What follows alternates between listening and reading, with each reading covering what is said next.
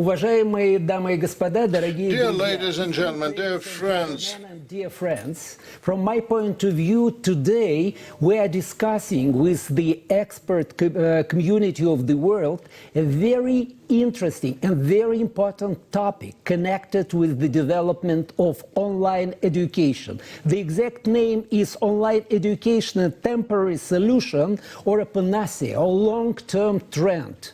And to those people who participated in this discussion, you saw their portraits, you saw their biographies or CVs. They are outstanding specialists. Today, we were discussing the topic with Tim Meskin, the first vice president of SASB International, the biggest association of business schools of the world, accreditation association, with Professor Nick Vandam from EE Business School, Spain, that is considered to be #1 in the world from the point of view of online education. We're discussing that with the acting rector of Sberbank or Sber Corporate University, Igor Baranov, who has a long experience of consultancy work, education work, and now is running the biggest corporate university of the country. And we're discussing that with fantastic dean from the United States, the dean of business school of Wake Forest University in North Carolina, Professor Charles Yakovou. The topic is really very interesting. What would happen with online education 1 month after the end of Panacea? Shall we continue to use this opportunity as intensively as now, or will it completely disappear? What do we think about the new generation and online education? How to adapt online education to executive retraining? Online education, it's the same quality and price level, the same market niche, or something different, and how to market those problems, and a lot of other very important questions. And it is my pleasure and honor to give the first floor to the Vice President of SASB International, Professor Tim Meskin. Tim, you're welcome.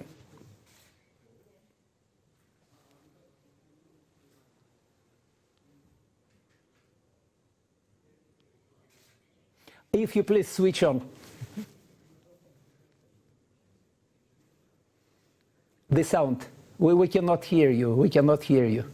Okay, spasibo bolshoy. Sergey, thank you very much, and a pleasure to be with such distinguished colleagues today. I'm going to move very quickly through this because my colleagues have such important insights to share, and I'm going to talk about where we see the future of virtual education. First, it's important for all of us to know that change is the norm. This is the world of higher ed, but this is also the universe that we all live in today. And so change is inevitable and impacts everything that we are doing. When AACSB talks about world-class business schools, we talk about it in terms of these 5 categories, one of which is we must be catalysts for innovation.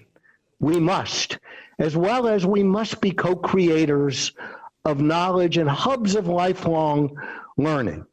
We are leaders in research on leadership, but also at the end of the day, all of us in business education focus on enhancing, enabling global prosperity. Sergey, the 5 questions we were asked to respond to are these, and I'm going to give really quick responses and then provide a little bit more detail. The future of virtual education after COVID. Virtual education will remain strong and robust and even more present in higher education moving forward. Can virtual education compete? I believe unquestionably so. I'm going to talk about Gen Z and their demands. Executive students are different, very challenged with the virtual platform, but our business schools have responded to provide engagement, interaction in a very sophisticated level. And I think executive education will grow as well in the virtual space.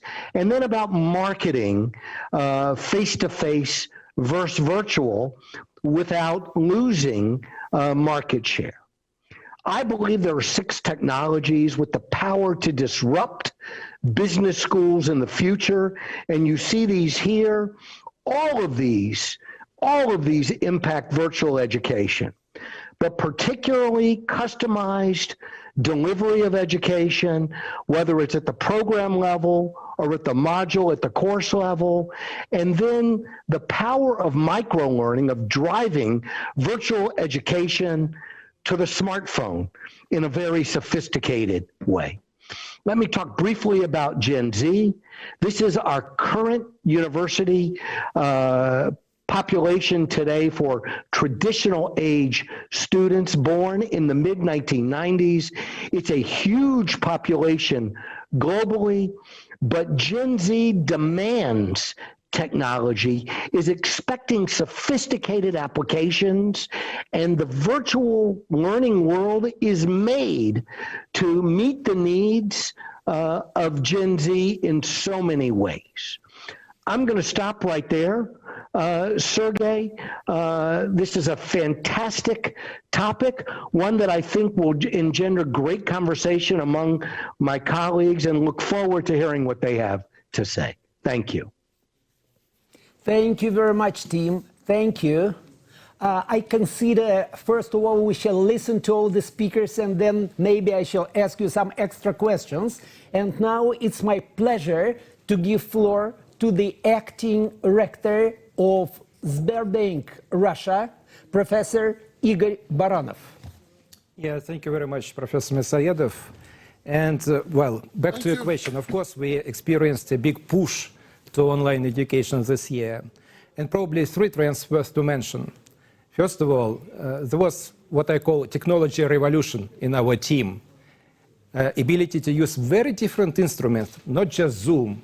Zoom is everything, of course, but Zoom plus many instruments which are positioned globally or nationally here in Russia, and that create overall engaged atmosphere for students. And I think, it's very important to learn. There was also a change in attitude of our participants. So in a sense, they learned how to learn online.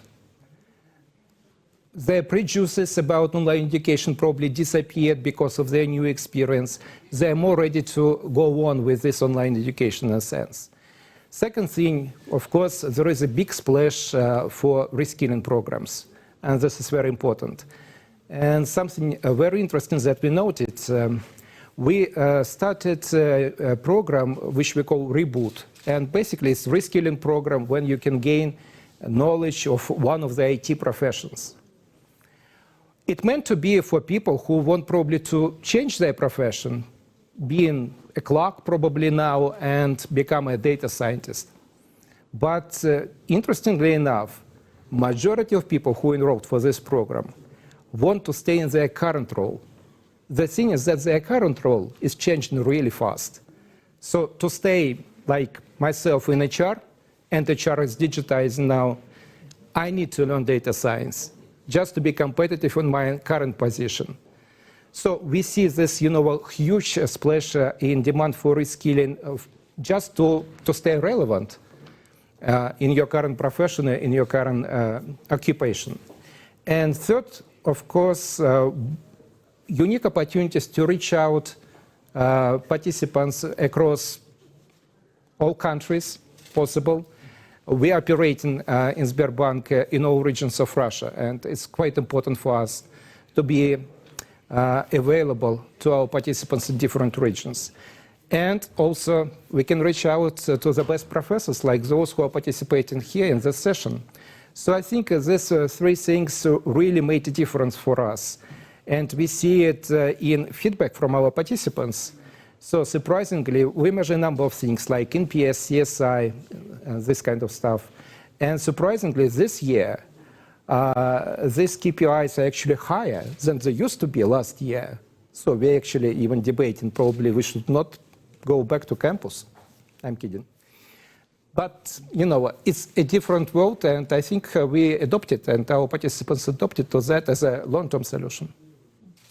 You know, the sociological department of RENEPA made a research during the beginning of this pandemic isolation, and the majority of students and faculties mentioned that they are dreaming to return back to the university campus, personal communication, face-to-face, etc.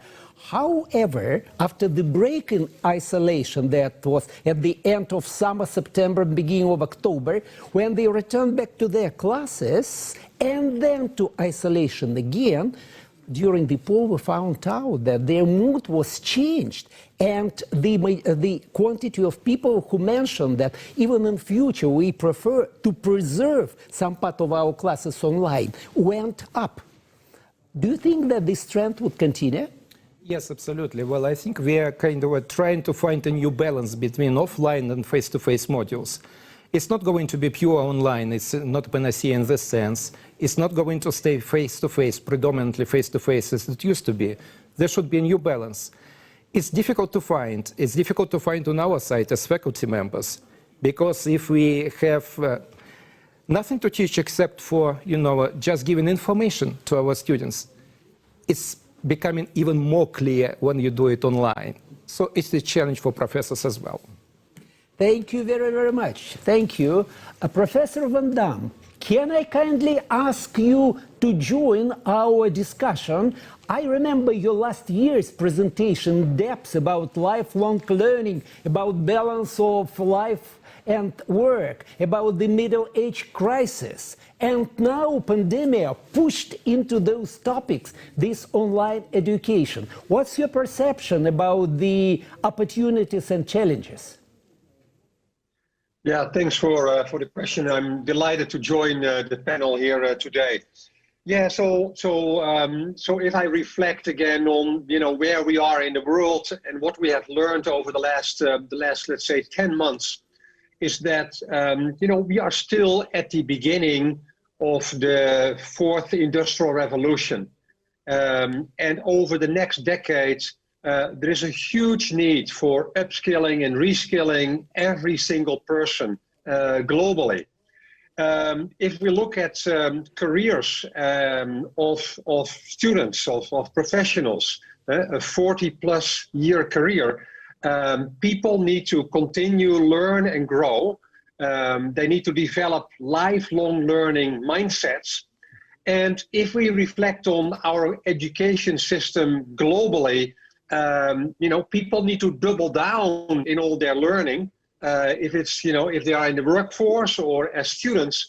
And what I believe is that, you know, if you look at technologies, and Sergio, you mentioned it at the beginning, the term e-learning was coined in 1997. So we are now kind of, you know, 23 years later. And I believe that, you know, technology-based learning, digital learning is here to stay. It can have a huge opportunity for people to do more when it comes to learning. But also when I reflect on universities, on business schools, you know, we have different segments in the market. We have the undergraduates, we have graduates, and we have executive education. And within those segments, we have different archetype of students. So at the undergraduate level, we have students who say, I like to work and learn. And for those, a blended model, an online model works really well. But also we have an archetype of students who say, I truly value being on a campus because it's also part of my development. I want to connect with people live. But saying that, also there are tremendous opportunities to use technology in the classroom, outside of the classroom, etc. That will be here to stay, and we will double down on that. And from a graduate perspective, well, we see already that, and if I take IE as an example, at IE, 70% of all our master degrees are blended. So that means actually we're using technology, and we will double down on that. And then if you look at the executive education market, and I've been in touch with many CLOs through the IE Center for Corporate Learning Innovation, through the McKinsey as Consortium for Learning Innovation. And what I'm learning from executives like Igor in the corporate world is that, yes, you know, online learning will become a big part of executive education, and there's still a need for people to come together, and you know, in a place where they can practice their skills, when they feel they are part of a culture, they can do networking, but also time for reflection. We all know that people, and particularly leaders, need time for reflection. And there's also, if I couple this with another trend, people will be working more remotely than ever before. But therefore, the need for people, if they can come together to make that a very immersive experience, becomes even more important than ever before. And the last point I'd like to make is that I think we have tremendous opportunities to advance our faculties and help them to use digital pedagogies, blended pedagogies, to make them, you know, even better in how they are teaching. So teaching excellence is what I believe is becoming more and more important, no matter what kind of level program people are teaching. Thank you very much. Thank you, Nick. You see, yesterday, when we were making the discussion about self-isolation at another session on business education, the Dean of London Business School mentioned that when they started introducing their online programs to top executives, initially some of the top executives were reluctant to follow, but then when pandemic continued, they decided to subdivide people into smaller groups to increase interactive approach, and the quantity of these people started growing. Before I shall ask the next question, I want to ask the question to those people who are present at our discussion, to those people who are our audience. The question is very simple. Do you consider that online format is as effective as normal in-class format? There can be three answers. Yes, online can be equal by the efficiency with in-class format. No, it won't never be as efficient as the first one, or I do not know. And we shall wait for the results of the voting, which we get after some time. And now I want to give floor to Charles Yakovu from the University of Wake Forest. Charles, may I ask you a little bit more precise question? My observation is that, at least here in Russia, that the people from corporate programs are less reluctant to follow online than the people from online enrollment.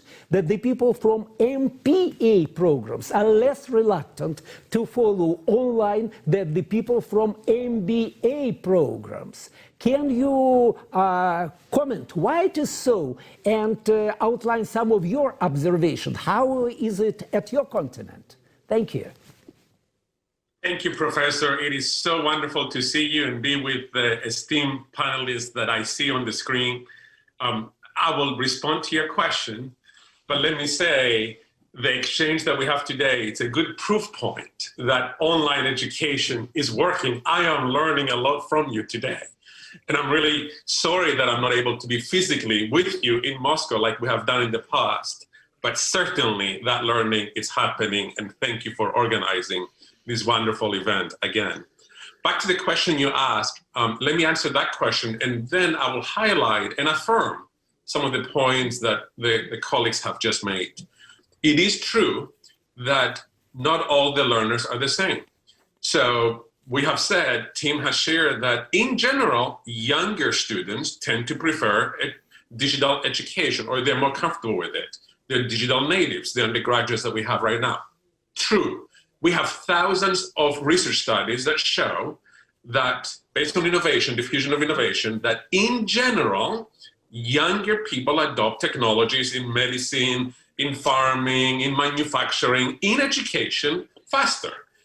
But that is not the only factor that determines someone's proclivity, preference towards a new technology. Life's circumstances, ability to give up a job, lose a salary, ability to be mobile, to go to the classroom in certain hours. So back to the question you asked, Sergey, if you think about typical learners that pursue those programs, they tend to be more senior working professionals, that they have probably more senior jobs and more established career paths and families and kids to take care of. So those life circumstances make it more difficult for them to be physically present in a highly constrained program arrangement. And therefore, they see online as a more flexible channel for them. MBA students, for example, we have some executives who find themselves in those situations, but we also have more junior learners who are willing to give up more junior jobs and lower incomes with lower opportunity costs, and therefore those students tend to prefer face-to-face. So here's a case where actually age plays against that preference, which can explain the dynamic you just described. So we notice it here as well in our own region, where certain type of student, goes back to the segmentation point that Nick made earlier, certain type of students beyond their age demographic has a preference for more flexible arrangements, and flexibility tends to come with online distance technology versus cohort-based face-to-face programming. In addition to that, let me say something about acceptance of programs. Just like every culture out there, some cultures embrace new technology faster than others. Medicine versus business versus airlines versus banking or countries, it doesn't matter. And in the past, let's acknowledge that online education has not had a good reputation. And I will submit there were three key reasons for it. The technologies were not perfected. As Nick said, actually even before the 90s, we had distance education. We had open universities in the 80s and 70s. They were sending tapes back and forth and mail correspondence courses. Those technologies were not as good. And the delivery and the learning benefits were not as good. So that was a problem. The second thing that was happening over the years is most universities that engage in distance education, were not our best universities. So sometimes the observations about online education were more a judgment about the type of university that was involved versus the delivery method. Today, that has changed. We have premier universities like yours and all of the ones that are presented on the screen that they're delivering through online delivery. So that's changing the perception. The third factor that I think created a liability for online delivery early on is bias. If I had to go to class and that's how I learn, then if somebody doesn't, by definition, that must be inferior. And I have to tell you, that bias was not just only in the corporate settings, it was in the educational settings. Ourselves, we felt that those were inferior delivery mechanisms. But research shows that learning outcomes can be equivalent across delivery channels. Now, that doesn't mean online means good teaching and on ground means bad teaching. No, there is good teaching happening online and good teaching happening on ground. And I will submit there is bad teaching that is happening in both spaces. So the trick is to leverage the strengths of your physical assets, your digital assets, and optimize the learning. And you cannot replicate it. You cannot replicate in online a casual lunch conversation with your teammates that just happens sporadically and organically. But at the same time, you cannot replicate the asynchronous flexibility that the online technology delivers in a 90-minute classroom session. So there is benefits across that make it difficult. So what do we do? Let me just focus briefly on the future and highlight some of the things that have already been said. One is segmentation. Not all learners are the same, and we need to know that and match delivery and program design features, not just delivery, with the needs of the learners, and that has been articulated. The second thing we can do is take the best pieces of the delivery method and try to make the other method, because both methods have liabilities, even better. Why not take online content that has been delivered for your online programs and give it to your on-ground students so that they can have the textbook, they can have the videos, they can have the online websites, and they can match that to their learning styles and be more effectively taught the topic. Why not use the alumni of your on-ground programs in various cities across Russia and the world to engage with your online learners and give them personal engagement so they're not as isolated, especially in a moment like this during the pandemic. So why not take pieces and make it together? And the last thing that I want to say is, I think by mixing delivery channels, online versus traditional, with business models, we're doing ourselves a disservice. And we need to stop talking about online learners and on-ground. Why not talk about online semesters and on-ground semesters? Why not talk about course-by-course basis? Why also not talk about changing the faculty roles? Why does the same person must design a course, deliver the instruction, be the advisor during office hours, and also do the assessment? Why not use some pieces online, some on-ground, and create a different teaching environment for us? So re-engineering, rethinking, re-envisioning, I think it needs to be one of our key strategies. Sorry for giving a long answer, but I wanted to affirm many of the things that have been shared and tell you that I'm really excited, and I too am optimistic about the future of online delivery. Thank you very much. Thank you, Charles. And now, gentlemen, I have one a little bit provocative question, and with the reference to what Charles has just mentioned. He mentioned that, if I got the message properly, that to make our online education as effective and efficient as our ground or in-class education, we have to remember about segmentation of our clients. Because different groups of clients, they prefer a different way of education. And the younger people are more adaptive to the education online. That is, well, I quite agree with that. However, I have a philosophical question.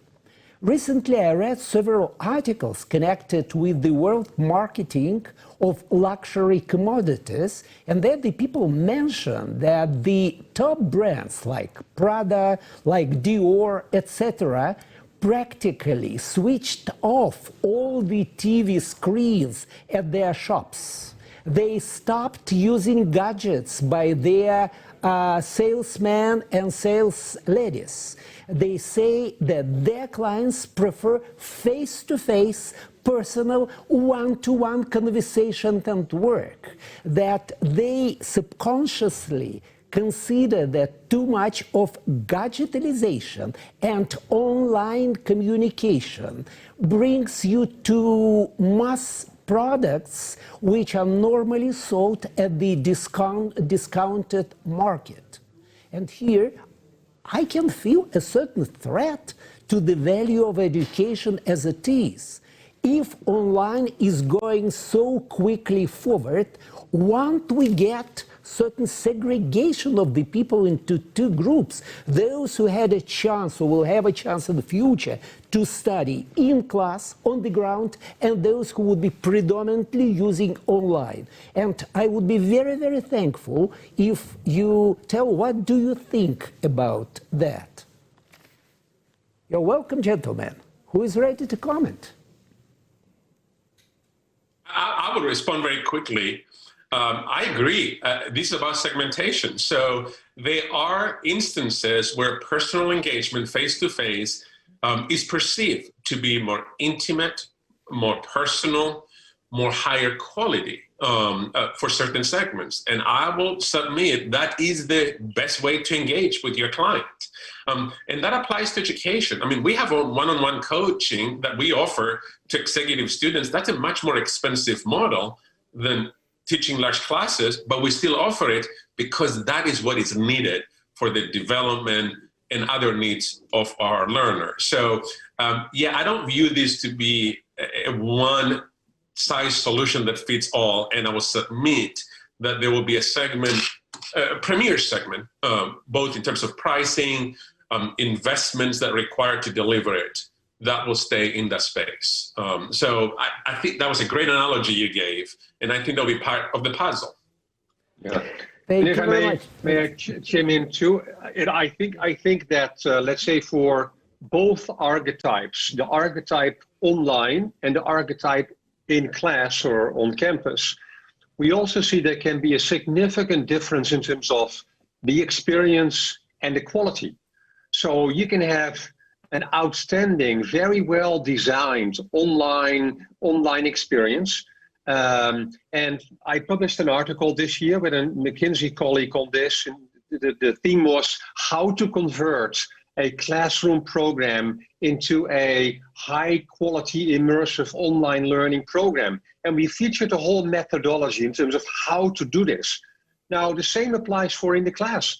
You can have an outstanding experience in the class, but also you can have an okay experience in the class. So it goes back to segmentation, pricing, audience, and also where do you want to be from a quality perspective? Yeah, and Sergey, I would jump in on that and say I agree wholeheartedly with both Charles and Nick. Our platforms of delivery must be incredibly agile, flexible, and must be able to address the range of expectations and demands. And most importantly, what we do, whether it's completely virtual, exclusively face-to-face, or blended, must be high quality and always experiential. And you know, one of the things you just mentioned a few minutes ago, a survey with the audience. It's a perfect example of embedding experiential engagement into a virtual experience. And our schools are getting much better at this, much more sophisticated at this. And frankly, the markets, whether it's at the bachelor's level or the executive level, they're demanding it. So as my colleagues have said, we must continue to push our business schools, push our professors around excellence and flexibility in responding to the ever-changing demands of different market segments. Thank you very much, team. Thank you. And with your permission, I'm sorry to pull a little bit my colleague, Professor Baranov, from his condition of comfort. I know that Sberbank is working with top executives, with top bankers, and creating ecosystem of the country is working with millions and millions of very good ordinary people. What's your feeling about the segmentation when you're using the methods, instruments, and formats of online education? You know, I certainly agree with what was said already. But in addition, probably we should mention that there is segmentation already. It was before the pandemic. In a sense, this trend, the top providers started to consider online education seriously. They're much more involved in online education. Actually, this trend became top education more available to people, because this segmentation is not only based on perception to education, I wanted to do it online or on ground, but also on financial resources available. So I think, you know, we actually make education more available to this sense. But we should also remember that considering this idea of putting different pieces, as it was mentioned, I totally agree with that. But learning is not the only piece that we should consider and probably drop into two smaller pieces. In corporate education, at least, corporate university is also a place where you absorb corporate culture, where you develop your unique network that will help you in your career, in your development, in your projects across the company. And finally, it's a point for ideation, where innovation actually might be born. How small they are. Maybe we just agree, you know, sitting in one class, this is a nice idea, we should do something about it in our divisions. We should probably cooperate. So this opportunity for networking, for idea exchange, for idea generation should be somehow kept in online delivery, or should be probably kept in combination of online delivery and delivery on the ground. Thank you. Thank you very much. Dear friends, I just want to inform you about the results of our voting. I shall remember you. The question was whether online education can be as effective and efficient as in-class or ground education, and there were 3 versions of reply. Yes, it can. No, it cannot. I do not know. So those people who voted yes, it can, creates 55% of our audience. Pretty high figure. I expected it to be a little bit lower.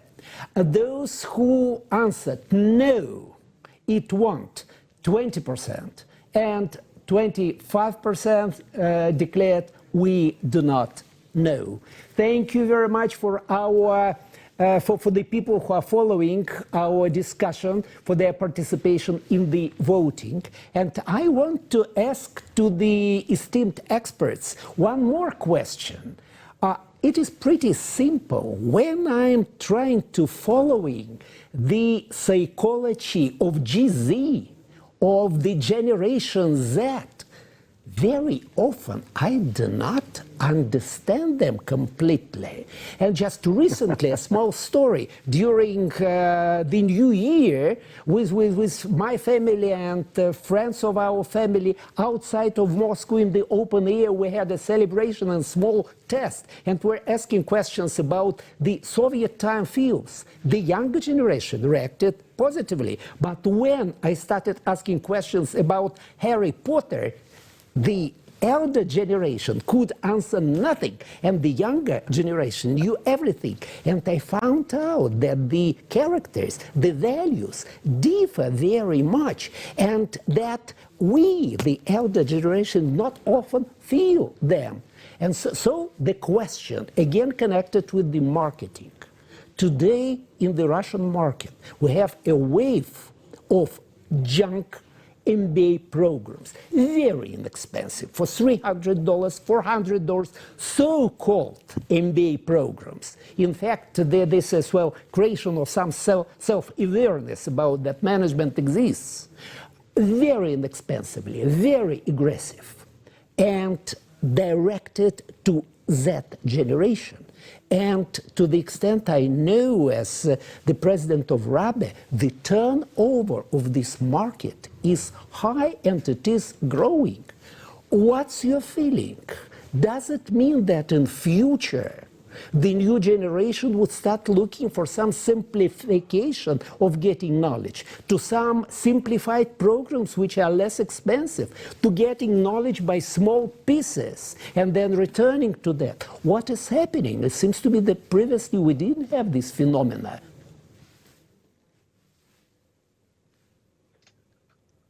Well, Sergey, I'll jump in very quickly. I think Gen Z is very keenly aware of the need to constantly upgrade their skills and their competencies. And they're looking continuously, as are so many others, with credentials, with badges, with acknowledgement of continuous learning. And at the end of the day, above and beyond our degrees, what matters is what we can do. And oftentimes this is validated through these additional credentials. And I think in this response, quality wins out. And that while some may migrate to no quality, horribly inexpensive, quick fixes, if it doesn't raise skill levels or competency levels, there's no gain. And so at the end of the day, I fully believe that high quality, continuous improvement wins almost every time. Thank you very much, Tim. Yeah. I want to believe that too. And well, I hope you're completely right. We have extra 2 minutes for very short one extra comment. Welcome, gentlemen. I'm more. Yes, please. Go ahead, Charles. Go ahead, Charles. Thank you. I will say again that there's opportunities to enrich what we do with online education, as Tim said, through experiential learning to drive quality up. So let me just give an example of where I've seen it as part of the pandemic. At my school at Wake Forest University, we were concerned that people would be isolated, like you said, Sergey. So we introduced a brand new course when the pandemic happened that allowed our students to do consulting in their local communities, wherever they were, and work with local organizations while they were studying remotely. Because we knew that some students will feel comfortable going out there and they wanted that personal interaction.